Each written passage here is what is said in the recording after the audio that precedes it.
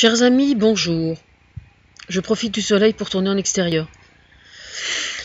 J'ai travaillé ces jours derniers comme brave petit soldat sur les affaires courantes et notamment donc sur cette histoire d'écoute au sujet de Nicolas Sarkozy.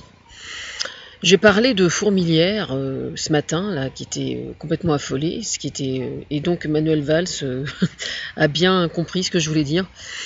Et il demande à ce que tout le monde se calme un petit peu. Alors pour quelle raison la Fourmilière est-elle aussi inquiète que ça?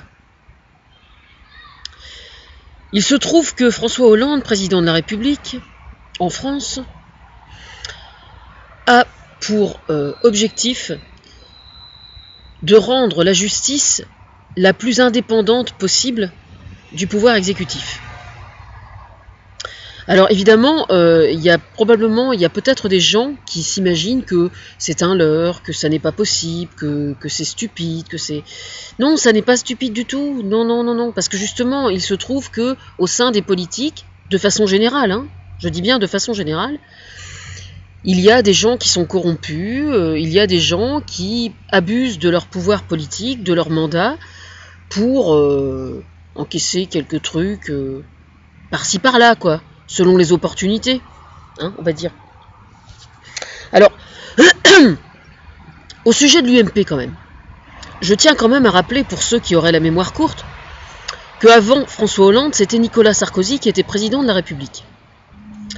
À l'époque où c'était Nicolas Sarkozy, et même les présidents qui étaient avant lui, la magistrature n'était pas aussi indépendante qu'elle l'est justement là. C'est-à-dire que l'exécutif était un peu trop près, voire directionnel par rapport au ministère de la Justice. C'était d'ailleurs carrément la 5e roue du carrosse sous Nicolas Sarkozy, je vous rappelle, avec Rachida Dati. Je n'ai rien contre elle en particulier, mais enfin quand même accepter d'être ministre de la Justice quand on sait que c'est que le président de la République on n'a rien à foutre, faut quand même pas avoir grand chose dans le citron, je suis désolé. Faut pas avoir grand conscience quand même. Enfin bref, donc j'aimerais bien que toute cette fourmilière là fasse un petit peu un devoir de mémoire, tiens justement. Et rappelez-vous comment ça fonctionnait un peu quand c'était Nicolas Sarkozy qui était président de la République. Quelle relation le président de la République et le gouvernement avaient-ils avec le ministère de la Justice et comment est-ce que ça fonctionnait? D'accord? Voilà, moi déjà ça c'est ce que je voudrais... Alors par contre j'ai appris ce matin, parce que je sais très bien moi que justement ce qui se passe là c'est quelque chose d'extrêmement nouveau dans le gouvernement français et très probablement au niveau mondial d'ailleurs. Oui, je dis bien mondial, parce que je pense qu'aujourd'hui on a un ministère de la Justice probablement un des meilleurs au monde.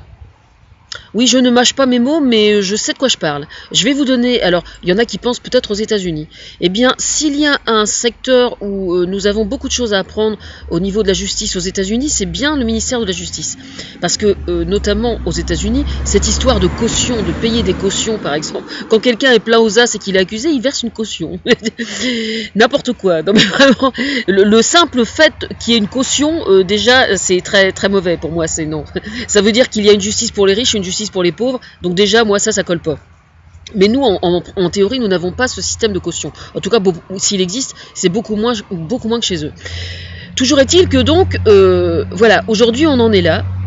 Le président de la République et le gouvernement fait tout son possible pour que effectivement la justice soit la plus autonome possible par rapport à l'exécutif.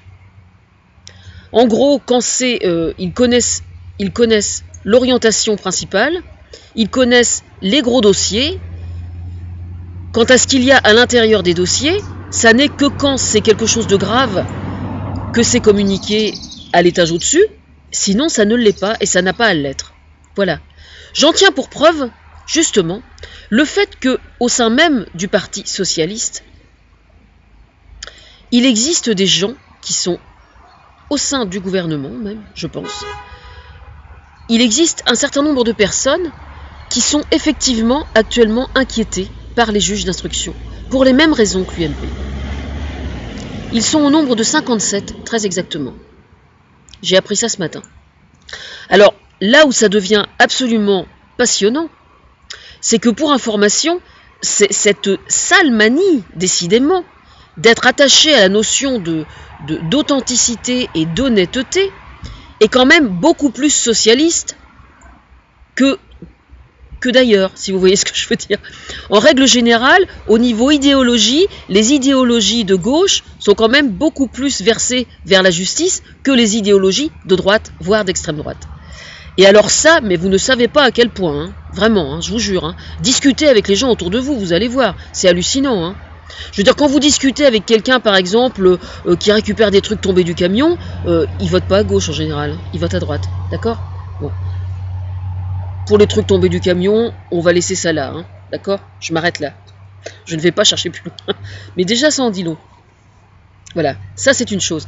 Alors donc, s'il y a actuellement, là, au moment où je vous parle, 57 personnes du Parti Socialiste qui sont effectivement inquiétées dans des affaires de corruption plus ou moins importantes, c'est pas nécessairement des affaires graves, tant pis que c'est quand même ce qui se passe là. Hein. Je vais vous donner le lien en dessous de la vidéo, bien évidemment. Hein.